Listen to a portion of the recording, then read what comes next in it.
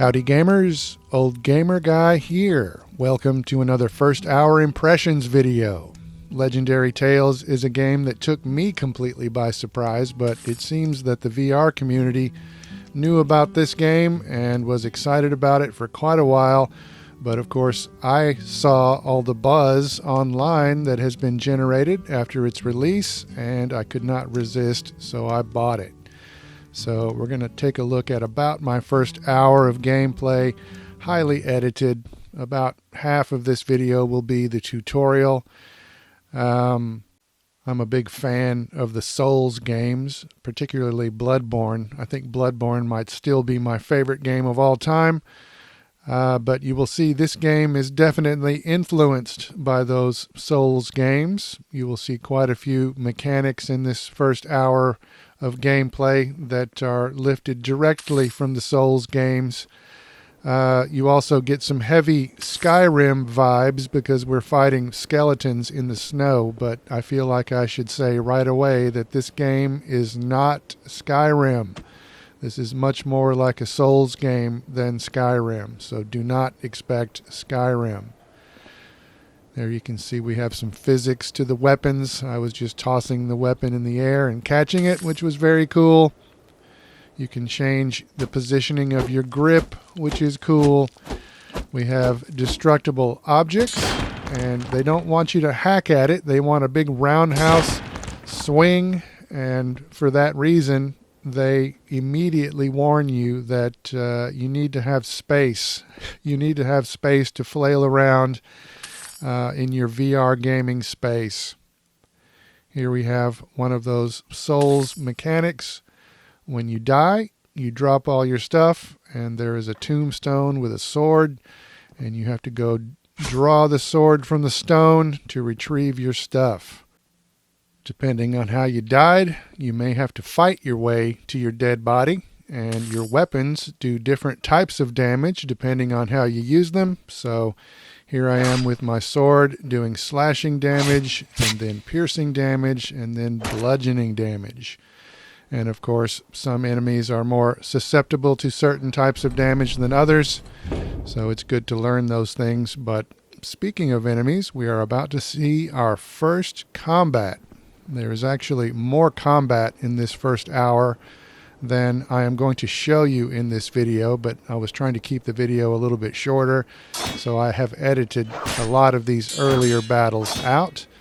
But you can see that the combat is very physical. I'm holding a shield in my left hand, and I'm swinging a sword with my right hand. Yeah, it's fun. It may look a little bit awkward here in flat screen, but in the moment it is quite intense and fun. This is actually the first VR game that I'm playing standing up, and I managed to break a sweat in this first hour. But here is another Souls mechanic because they are encouraging me to parry, and if I do it properly, then that creates an opening for me to attack. There are some skeletons there in the background, but I'm going to skip that combat. Here we have another Souls mechanic because these campfires can restore your health and your mana. All you have to do is stand in the area for these things to work, but of course they also cause the enemies to respawn. Putting on armor will raise your defense, in case you didn't know. But here I am opening a treasure chest. I have to actually lean down and grab the handles and pull up, which is very cool. These crystals are something that you like to see because you can break them and get some equipment out of them. But here we can kind of see my main complaint in this first hour of the game, and that is inventory management. As I'm watching this, I realize that a lot of this is my fault because I do have access to quick slots, and there is a way to quickly pick up items and put them away. But I'm just kind of awkwardly opening menus, and some menus are popping up on their own as I point my hands at them. And so, yeah, in this first hour, this inventory management was really my biggest complaint, but I have gotten better at it over time. But here you are seeing me at my most awkward. But Yeah, I just accidentally picked up my shield there. But you can actually pick up your helmet and hold it above your head, and then if you hit the proper button, then the helmet will be equipped. I wasn't quite sure that I had done it successfully, so I felt compelled to pull up the menu and visually confirm that I was wearing a helmet. So I was very awkward with the menus in this first hour, but I have gotten better at it over time. Here I am pulling a lever, and I dropped my sword. And then I'm going to pick the sword back up, but it's going to be oriented in the wrong direction. So I'm kind of a clumsy adventurer here in this first hour. But as clumsy as I am really, really enjoying the experience. The environments look fairly nice. It's definitely the sharpest in terms of resolution that I've ever seen with PSVR2. So I assume it is using the eye tracking and foveated rendering, which I don't really know enough about to talk about, so let's move on. Height in VR is always interesting, so whenever a game has good verticality, it's a good thing in VR, and it's very interesting with depth perception. And this was an interesting sensation, dropping off of this platform here, dropping down into this room. We actually have a trap over here against that wall. I'm not exactly sure what triggered it, but some spikes just popped out right there. And I'm about to climb this ladder. So this is a very similar mechanic to what was in the Walking Dead game. So I have to actually reach up, grab, and pull down, and then reach up, grab, pull down. And I have to be careful here because I have a lamp above my head in real life. I managed to bump into it a few times. I have not broken anything just yet. But speaking of breaking things, here's a hidden wall and a nice hammer with which to break it. And of course, breaking things is quite satisfying in VR. Here we go back outside and we find a potion. And this is a similar mechanic to what was in one of the demos that I played. I think Song in the Smoke had a mechanic like this where you have to pop off the top of the bottle and then tip it up like you're drinking it or perhaps pouring it on your face. We can pull up our inventory just like you would expect in a game like this, and we can look at our log, look at our quests. And so here I am. It tells me I need to defeat a couple of skeletons up here. I have a quick slot menu for each hand, so I can store 4 items that I can quickly access for each hand. And then I also have sort of a holster on my right hip. And then there's another thing like a holster that you can move around. So you can have it on your left hip or you can have it on your shoulder. I like to have it on my left shoulder so I can have a bow or a two-handed weapon there. But here are the skeletons I need to defeat, and it's been a while since we saw any combat, so let's enjoy some combat. I like it when the jawbone gets knocked off, and I like it when they go down on one knee and then I can finish them off right like that. That's always satisfying. And I make short work of these 2 skeletons. And now my log says I need to go talk to another skeleton that is trapped in a cage. But we're not really going to talk at all. Going over here and pressing X just brings up a menu that I can point at with my pointer. The skeleton doesn't really make a sound at all. There is no voice acting in this game, so it's all those boxes of text. But now it's time to pass through this magic portal, and we get about 7 or 8 seconds of darkness here, which I guess is a loading screen. This doesn't happen very often in the game, but we appear here and we get some nice acoustic guitar music, which reminds me of Diablo. So yeah, this game reminds me of the Souls games very heavily, but we do get a nice Diablo vibe here. And as you will see, we're going to have access to a hub area like you do in Diablo, with various merchants and places where you can do some crafting. We have some skeletons here to defeat, but then we meet this little goblin guy in this cage over here. He says he was attacked by some undead, so maybe he jumped into this cage to hide from them. I don't know. It's not exactly clear. But during this little dialogue, some undead start to rise from the dirt. And I'm going to have a good amount of combat here at this point. I actually broke a sweat here at this point, and this was where I thought, oh yeah, you know what? I like this game. I like this game a lot.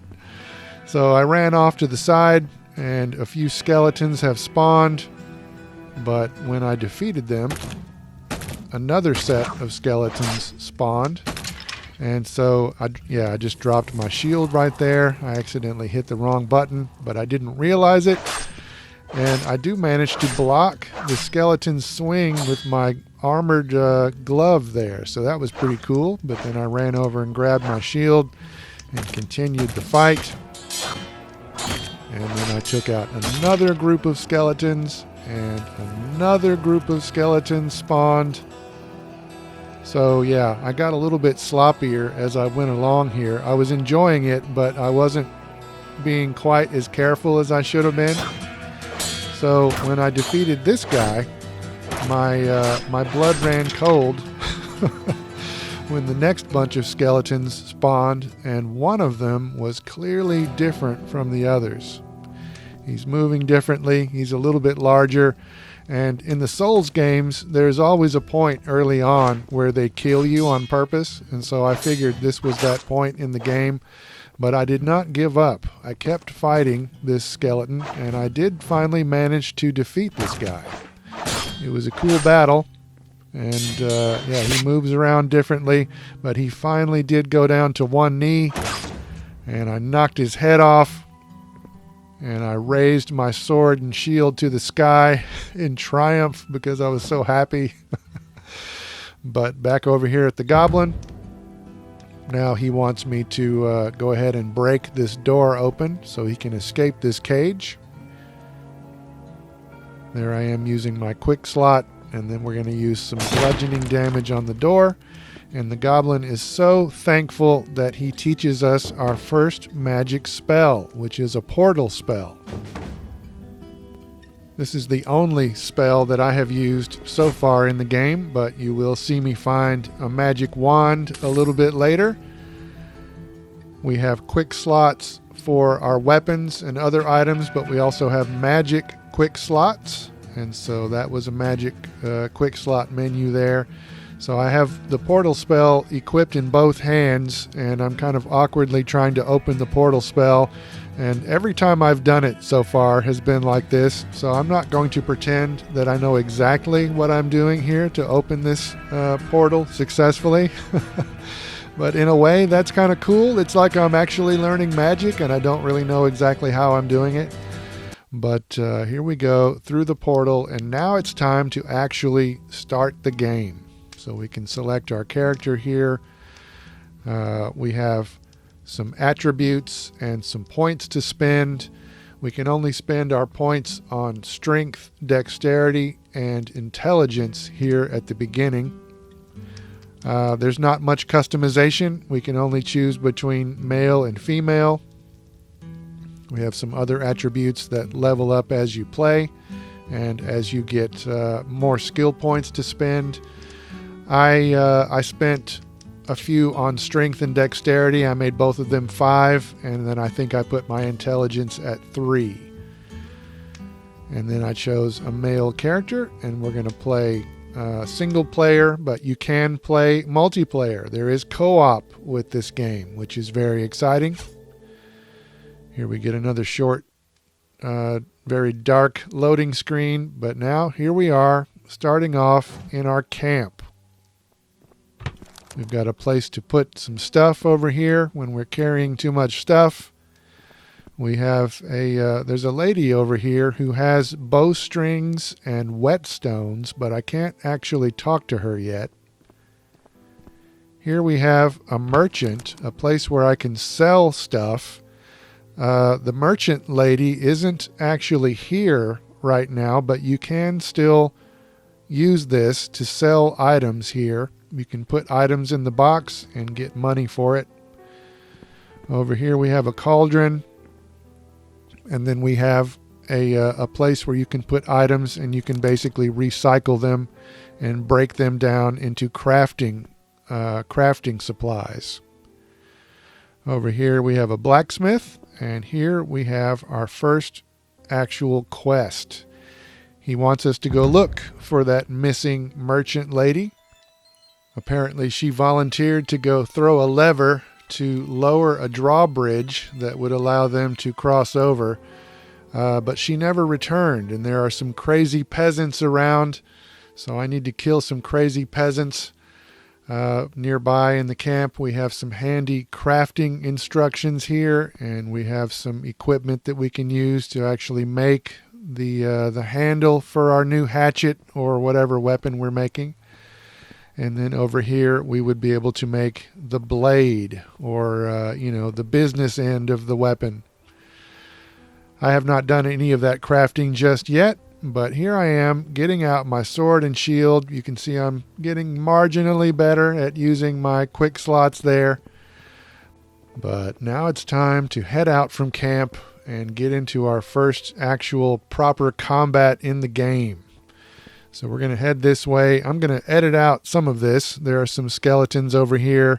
I'm going to edit some of that out, but then I'm going to show you some weapon drops over here. So I'm starting off with my sword and shield, but then I'm going to get a more of a blunt instrument is going to drop, and I figure that a blunt instrument is probably a good thing against skeletons. So I'm going to change over to this other weapon here. So there we have a crystal that dropped, and then I broke it with my sword, and there is the new weapon. So I'm putting my sword away, picking up the weapon awkwardly. But here we go. I'm going to try this out on these skeletons with some good results. But then when I kill this skeleton is going to drop another crystal with an interesting weapon. And this weapon has turned out to be my favorite in the game so far. It's a two-handed weapon. So you can use it kind of as a spear and poke at the enemies and keep them at a distance. And then you can make a big roundhouse sort of a swing. It's quite effective. There you can see I'm rearranging my grip on the handle. There I'm putting my shield away and my other quick slot, getting my grip situated. Now I'm going to head over this way, and we're going to come up against a new enemy type. So another minor complaint I would have about the game so far is the enemy variety. I have not seen much of it. Skeletons and these kind of leprous-looking crazy peasants. It is fun. It is fun combat, but there, so far anyway, have not been a ton of different enemies. I'm supposed to continue over through this doorway here to kill more peasants, but I think at this point I decided to turn around and kill more skeletons. Violently searching containers is usually a good idea in a game like this, and this game is no exception. So I found some cash there, and I found a chunk of mana there, which I guess is a crafting resource.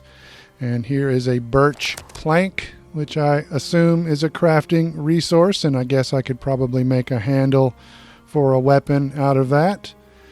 But I pressed up the hill here, fought a few more skeletons. My two-handed blade got stuck in the skeleton there, which was cool. I had to kind of yank it around to pull it out.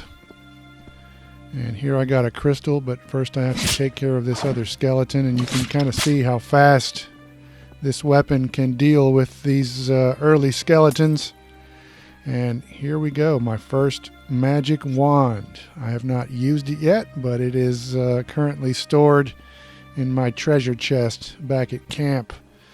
But that was about the time that I realized my inventory was getting full, or at least all of my quick slots were full, so I headed back to camp. And yeah, I gotta say, I really like this. This is right up my alley. I love those Souls games. So here again, we have another clear case of so many games, so little time. But we have reached the end of my first hour of gameplay. I hope you have enjoyed this. I don't know what's coming up next on the channel. I still need to make a video for Cosmo Dread, but you never know what'll show up next on the channel. But I hope you have enjoyed this. As always, thanks for watching.